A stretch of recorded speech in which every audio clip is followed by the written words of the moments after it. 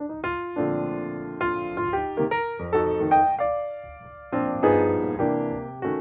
met Jessie when we were teenagers and working at the Raleigh Little Theater, I think Teens on Stage in the summers.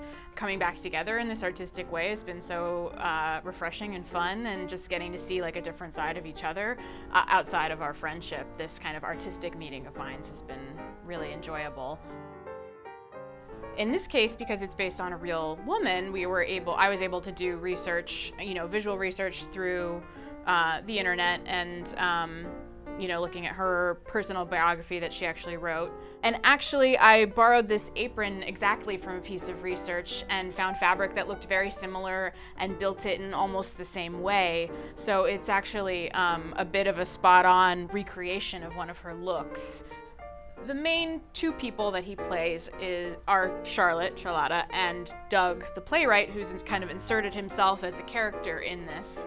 And I just felt like her construction of her own world and the world that she chose to live in was the most interesting part about her, and watching Doug kind of be a part of her and her character was really what was interesting to me. And so not really giving a huge amount of separation and letting David do some of that work with his acting, with his body and his tone of voice and all of that. I'm always open to talking to actors and to working with them and figuring out what serves the discoveries that they make in rehearsal the best.